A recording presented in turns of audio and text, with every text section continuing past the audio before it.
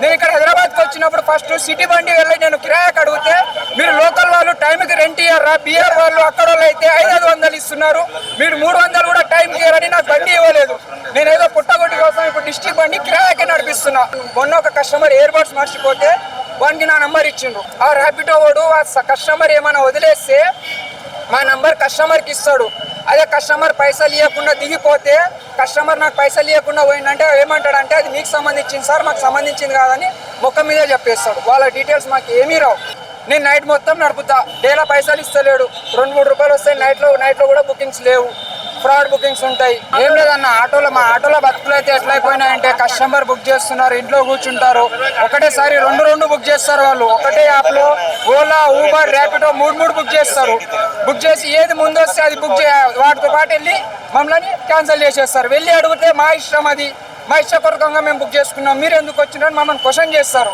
కొందరు తిట్టడం జరుగుతుంది. తర్వాత వచ్చేసి బైకులు అయితే ఆడోళ్ళు మొగోళ్ళు ఎవరనేది లేదు, అందరూ అదే బుక్ చేసుకుని వెళ్తున్నారు.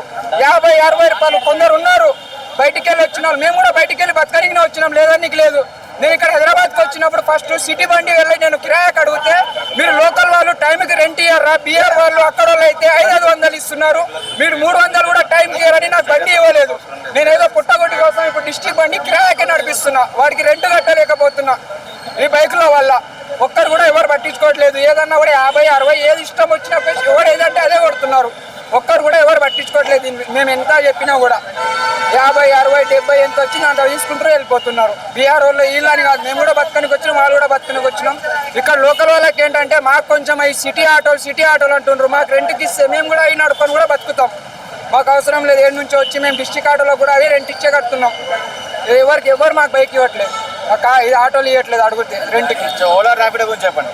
ఓలా ర్యాపిడో అయితే మొత్తం మమ్మల్ని వాడుకుంటున్నారు, ఈనంగా వాడుకుంటున్నారు. ఎట్లా అంటే 50 ఇస్తాడు, 30 ఇస్తాడు, 40 ఇస్తాడు. అది కొట్టాలా బతకాలా తెలియక ఇంకా అట్లే పడుతున్నాం. నేను నైట్ మొత్తం నడుపుతా, డేలా పైసలు ఇస్తలేడు, 2-3 రూపాయలు వస్తాయి. నైట్లో కూడా బుకింగ్స్ లేవు, ఫ్రాడ్ బుకింగ్స్ ఉంటాయి. అది ఎవరైనా సేఫ్టీ చేస్తారు. మాకు కూడా ఫ్రాడ్ బుకింగ్స్ అంటే ఎట్లా ఉంటాయి? ఫ్రాడ్ బుకింగ్స్ అంటే వాళ్ళు బుక్ చేస్తారు, బుక్ చేసుకున్న తర్వాత రారు కస్టమర్ తొందరగా. అలాంటి ఫ్రాడ్ బుకింగ్స్ కూడా చేస్తారు.